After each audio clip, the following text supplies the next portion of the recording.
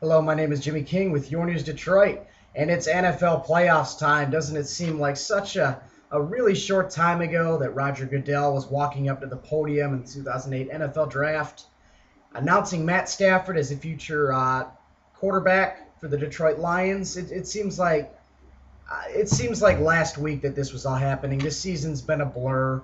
A lot of big things happening with the Lions, with every other team. Steelers not making the playoffs this year.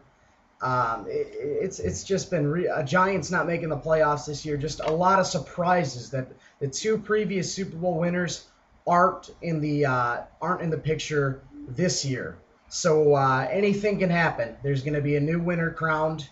Anything can happen, and that's the exciting part of the NFL playoffs is that anything can happen. As you'll read in my column, I break down every single matchup this week, give you a prediction, give you some in-depth analysis. Just if you read my column on yournewsdetroit.com, which is probably how you've accessed this supplemental webcast, you will get a more detailed analysis of what actually the logistics of the game, who's going to do what, how Thomas Jones is going to fare against the Cincinnati defense again this week as compared to last week, how Tony Romo is going to respond to the beatdown he gave the Eagles in Week 17, how Kurt Warner is going to respond as well to the Green Bay Packers and their rout in Week 17 of the Arizona Cardinals, except this game is going to be played over in Arizona, where Arizona's 4-4 this week.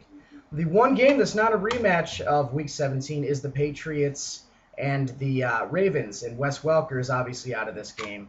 If you missed that news, well, I'm telling you right now, Wes Welker is hurt, torn ACL, MCL, done for the playoffs. And in a year surrounded by controversy in New England, first with the infamous 4th and 2 call, now with this Bill Belichick's decision not to rest his starters, Jim Caldwell over in Indy's looking over at New England with a smile on his face, saying, "Ha ha ha, Bill Belichick, see, I told you so. I may be a rookie coach, but I can coach the game better than you." At least that's what Caldwell is saying. Whether that's true or not is still to be determined in the playoffs. Now, Indy did have New England's number earlier this year.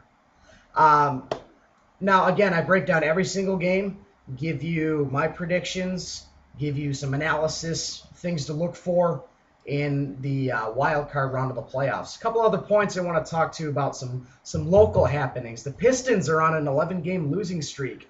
Hey, remember this a couple seasons ago when we were winning 13 in a row, 9 in a row, 11 in a row, 12 in a row? 2004 when we won the NBA Finals, 2005 when we got back to the NBA Finals and lost in Game 7. Folks, that's only 4 or 5 years ago. We can get back to the glory days. Just Dumars has to do a couple things right, and I'll detail that in a couple weeks from now when I do a midseason breakdown of the Detroit Pistons. Michigan, 2 big wins against Ohio State, 15th ranked Ohio State, and Penn State yesterday in Penn State in Happy Valley. That shows a couple things for you Michigan fans out there. It shows that Michigan is that top 25 team as they were ranked at the beginning of the season, and it shows there is some hope. There's some upside.